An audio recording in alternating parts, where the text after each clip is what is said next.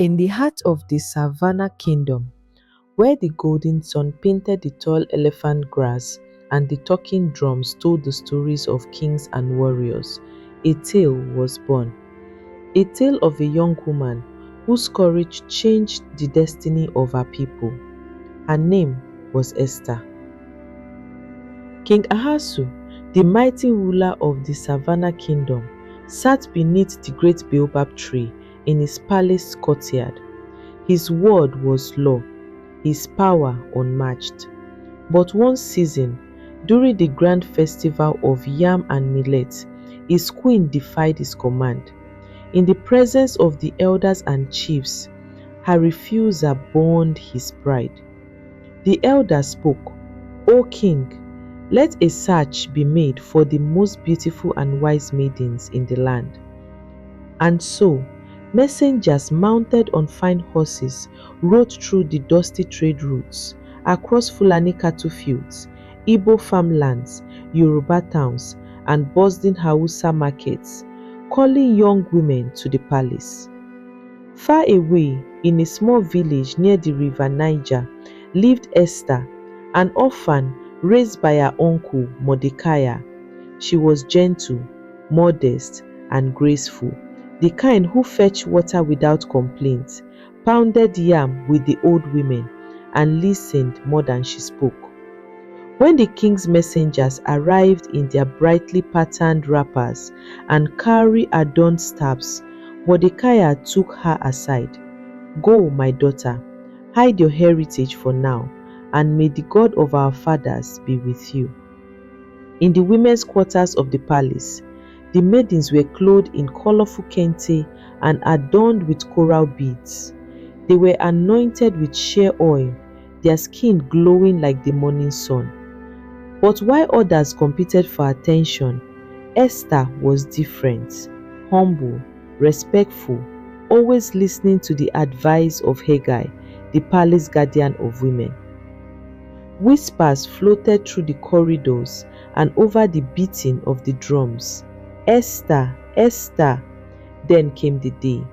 The baobab tree stood tall in the courtyard as the evening sun cast a golden glow. Esther stepped forward, wrapped in soft indigo cloth, her steps steady yet humble. The king's eyes rested on her, and something stirred in his heart. Before the moon could rise, he placed the beaded crown upon her head and proclaimed, "This is Esther, queen of the Savannah kingdom." The drums thundered, the balafons sang, and the market women danced until the stars came out. But in the shadows, a storm brewed.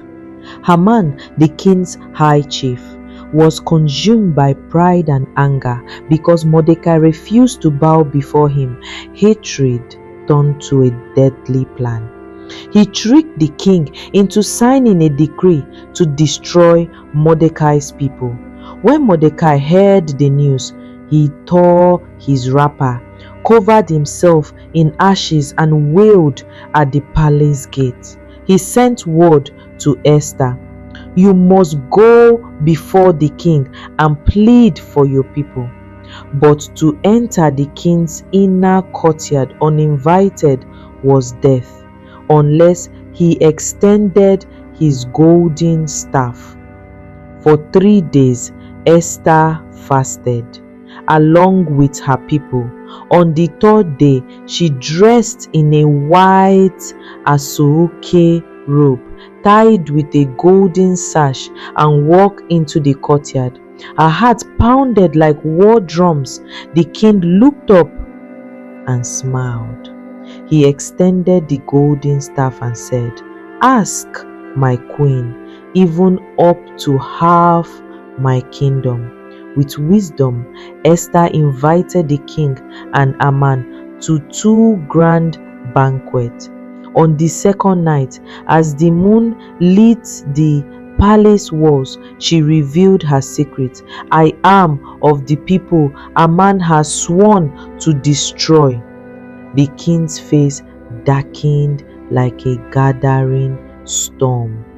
That night, Haman's schemes fell upon his own head. The decree was overturned, and Mordecai was elevated to high honor. The people celebrated with a great feast, pounding yam, dancing to the drums, and telling the story of the queen who risked everything. And so, in the Savannah Kingdom, the name Esther is still spoken in moonlit gatherings. When God is with you, even in a foreign palace, your voice can shake a kingdom.